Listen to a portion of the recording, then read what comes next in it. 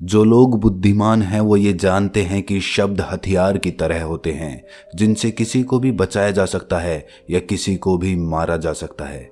अब आप सोच रहे होंगे कि शब्दों से किसी को मारा कैसे जा सकता है, तो जरा सोचिए, ज्यादातर आत्महत्याओं के पीछे किसका कारण होता है?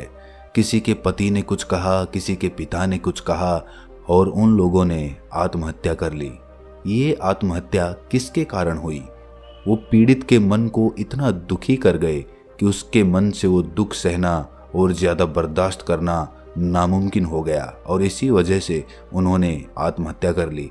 ऐसे ही आपके शब्द किसी को नया जीवन प्रदान कर सकते हैं। जब कोई आदमी उदास होता है या दुखी होता है तो आपके शब्द उसमें एक नया जोश, एक नया उत्साह भर सकते हैं और एक हारा हुआ आदमी अपने जीवन में एक नई शुरुआत कर सकता है, सिर्फ शब्दों के माध्यम से, हमारी वाणी के माध्यम से। तो अब तक आप ये तो समझ ही गए होंगे कि हमारे शब्द हमारे जीवन को किस तरह निर्धारित करते हैं। शब्दों में कितनी ताकत होती है और किसी से बात करते वक्त हमें कितनी सावधानी से अपने शब्द चुनने चाहिए। आज की जो बोध कहानी मैं आपको सुनाने वाला हूँ उसमें आपको सीधे सीधे तौर पे कुछ ऐसे तरीके पता चलेंगे, कुछ ऐसी परिस्थितियां पता चलेंगी जहाँ पे आपको हमेशा चुप रहना चाहिए। कुछ परिस्थितियों में अगर आप कुछ नहीं बोलेंगे तो वही आपके लिए सबसे ज्यादा बेहतर होगा। इससे पहले कि आप इस कहानी में खो जाएं, इस चैनल को सब्सक्राइब जरूर कर लें। तो चलिए कहानी शुरू करते हैं। एक बार की बात है, एक युवा लड़का एक बार एक बौद्ध भिक्षु के पास पहुंचा।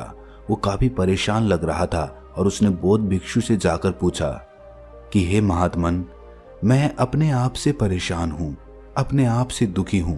बाहरी रूप से मुझे कोई दुख नहीं है, मैं धन धान्य संपन्न हूं, मुझे कोई शारीरिक रोग भी नहीं है, लेकिन मैं खुद से परेशान रहता हूं, अपने मन से परेशान रहता हूं।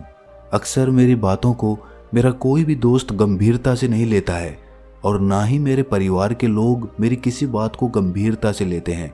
मैं जो कुछ भी सलाह देता हूँ या तो वो उसे मजाक में उड़ा देते हैं या फिर उसे गंभीरता से लेते ही नहीं हैं।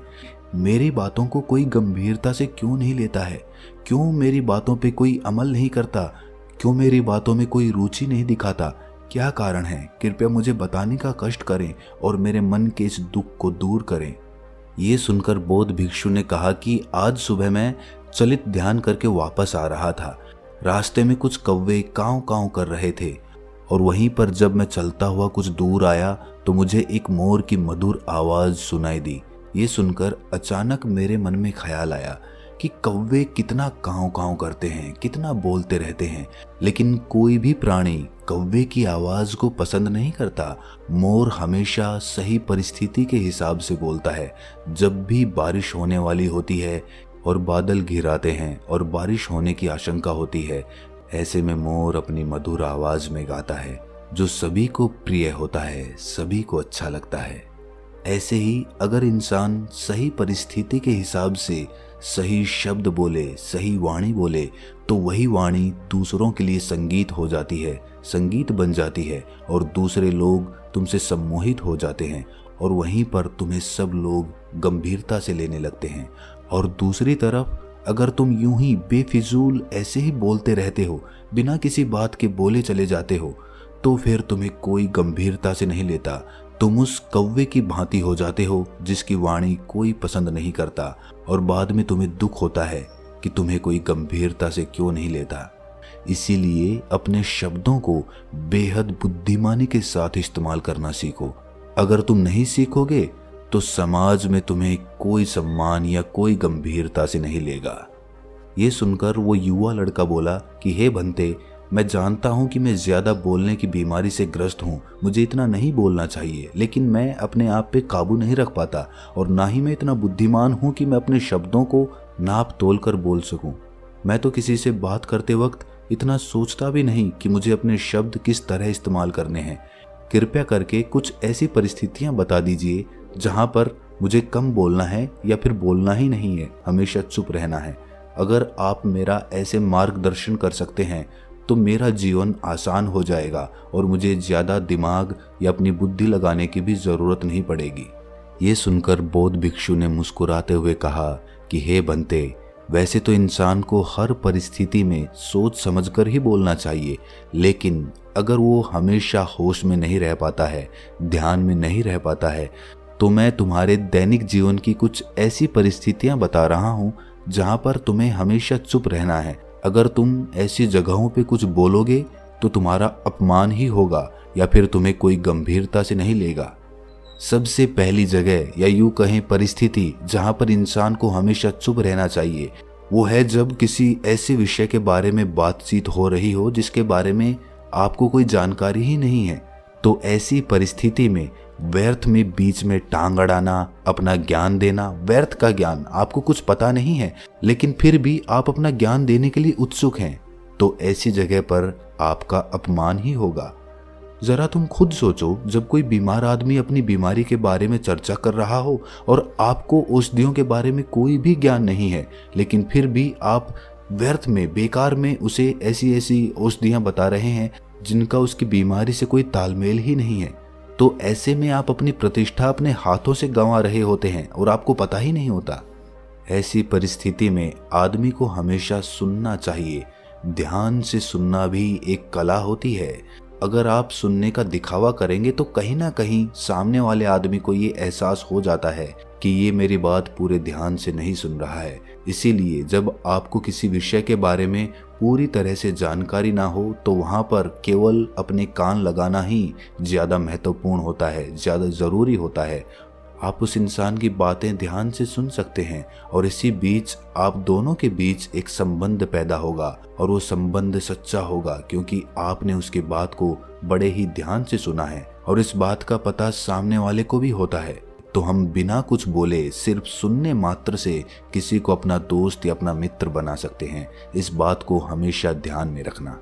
दूसरी जगह जहां इंसान को हमेशा चुप रहना चाहिए वो है खाना खाते वक्त। खाना इंसान को हमेशा चुप रहकर खाना चाहिए, मौन रहकर खाना चाहिए।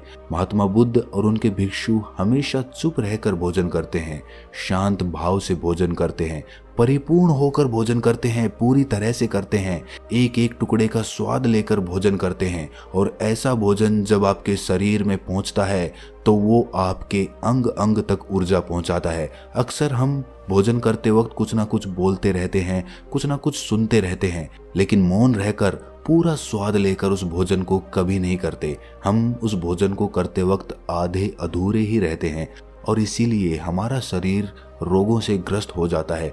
जरा तुम खुद सोचो, बौद्ध भिक्षु हमेशा भिक्षा लेकर भोजन करता है और भिक्षा भी कितनी, बिल्कुल मामूली सी, और वो भी एक वक्त। तो एक वक्त भोजन करने के बाद भी वो इतने स्वस्थ रहते थे, इतने उत्साह, जोश और आनंद से भरे होते थे। और हम तो इतना खाना खाते हैं, इतनी सारी भोजन की सामग्रियां हमारे लिए उपलब्ध होती हैं, लेकिन हमारे शरीर में कोई ऊर्जा नहीं होती। इसका सबसे बड़ा कारण होता है कि हम अपना भोजन होश में नहीं करते हैं, परिपूर्ण होकर नहीं करते हैं, मौन रहकर नहीं करते हैं। इसीलिए अपना भोजन हमेशा मौन रहकर ही करो। तीसरी जगह या यूं कहें परिस्थिति जहां पर अगर आपने चुप रहना सीख लिया तो इसका मतलब ये है कि आपने अपने ऊपर विजय हासिल कर ली। जी हाँ, गुस्से में शांत रहना या चुप रहना इतना आसान नहीं होता है।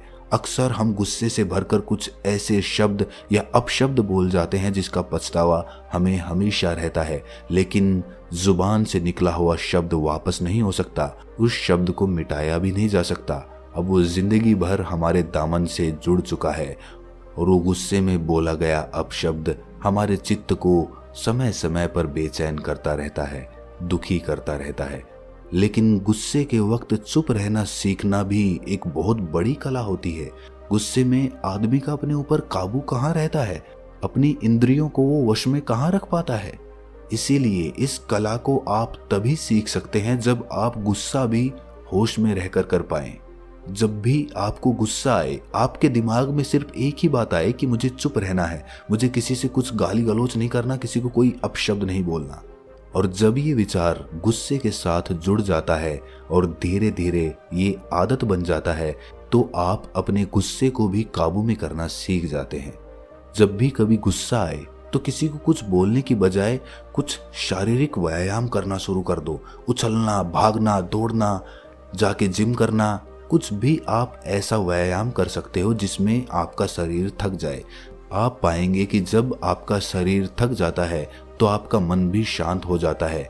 आपने उस गुस्से की ऊर्जा को एक सकारात्मक रूप दे दिया। और यही बुद्धिमान व्यक्ति की पहचान होती है, जो दूसरों के तानों से भी अपना घर बना लेता है, अपनी कामयाबी के रास्ते निकाल लेता है। वही सच में बुद्धिमान आदमी है। जो जहर को भी दवा बनाकर इस्तेमाल करना सीख जाए, वही असली बुद्धिमान होता है। चौथी जगह, जहां आप चुप रहेंगे तो आपके लिए वही सबसे ज्यादा बेहतर होगा, वही आपको सम्मान दिलाएगा। चौथी जगह है, जब चार लोग आपस में बैठकर बातें कर रहे हों, कोई बैठक कर रहे हों, तो वहां पर जब चार लोग बात कर रहे होते हैं तो चारों लोग एक साथ तो बात कर नहीं सकते। एक बार में एक व्यक्ति बोलेगा और तीन सुनेंगे, तभी वो बैठक कामयाब हो पाएगी, तभी वो चर्चा सही रूप में आगे बढ़ पाएगी। लेकिन अगर कोई आदमी ऐसा बैठा हुआ है जो बीच में ही दूसरे की बात काटकर अपनी बात को ऊपर रखना चाहता है, तो ऐसे में वो चर्चा या वो बैठक आपको कहीं नहीं पहुंचाएगी और चारों लोगों के बीच आप सबसे मूर्ख कहलाओगे। अगर आपको अपनी बात कहनी है तो सामने वाले को अपनी बात पूरा करने दो, उसके बाद अपने विचार रखो। यही एक भद्र पुरुष या फिर कहीं जेंटलमैन की पहचान होती है। और आखिरी जगह, अगर हमारे माता पिता हमें कुछ कह देते हैं, हमारे बड़े बुजुर्ग हमें किसी बात पर डांट देते हैं या हमें थप्पड़ भी मार देते हैं, तो ऐसी जगहों पे आपका चुप रहना ही उनके प्रति सम्मान दिखाएगा, उनके प्रति आदर का भाव व्यक्त होगा। अगर आप उनके सामने उनका विरोध कर देते हैं, उनका प्रतिरोध कर देते हैं, तो वो गुस्सा तो थोड़ी देर बाद शांत हो जाएगा, लेकिन वो कही गई बात, वो विरोध किया हुआ शब्द या फिर कुछ भी उल्टा सीधा हमेशा आपके मन को सताएगा और आपके माता पिता को हमेशा यही लगेगा कि आज ये हमारी इज्जत नहीं करता, आज ये हमारी बात नहीं मानता, क्योंकि ये कमाने लग गया है, ये बड़ा आदमी बन गया है। ऐसी ऐसी बातें उठेंगी, ऐसे ऐसे तंज कसे जाएंगे। इसीलिए ऐसी जगहों पे आप मौन रहिए, चुप रहिए, कुछ मत बोलिए। अपने गुस्से को अपने अंदर ही पी लीजिए, कुछ व्यायाम कर लीजिए, भाग लीजिए, दौड़ लीजिए, आपका मन अपने आप शांत हो जाएगा। आखिर में बौद्ध भिक्षु ने अपनी बात को खत्म करते हुए कहा कि कम शब्दों में अपनी भावनाओं को उतारना सीखो। शब्द हथियार की तरह होते हैं। बोलो तो होश में बोलो, ध्यान में बोलो। जीवन शैली ऐसी बना लो कि आप जब भी बोलो पूरे होश में रहकर बोलो, पूरे आनंद के साथ बोलो, पूरे प्रेम के साथ बोलो। ऐसी वाणी बोलो जो दूसरे के दिल को ठंडक पहुंचाती हो, दूसरे के मन को भी शांत कर देती हो। और वो तभी संभव है जब आप प्रतिपल होश में रह। जो लोग बुद्धिमान हैं वो ये जानते हैं कि शब्द हथियार की तरह होते हैं, जिनसे किसी को भी बचाया जा सकता है या किसी को भी मारा जा सकता है। अब आप सोच रहे होंगे कि शब्दों से किसी को मारा कैसे जा सकता है, तो जरा सोचिए, ज्यादातर आत्महत्याओं के पीछे किसका कारण होता है? किसी के पति ने कुछ कहा, किसी के पिता ने कुछ कहा और उन लोगों ने आत्महत्या कर ली। ये आत्महत्या किसके कारण हुई? वो पीड़ित के मन को इतना दुखी कर गए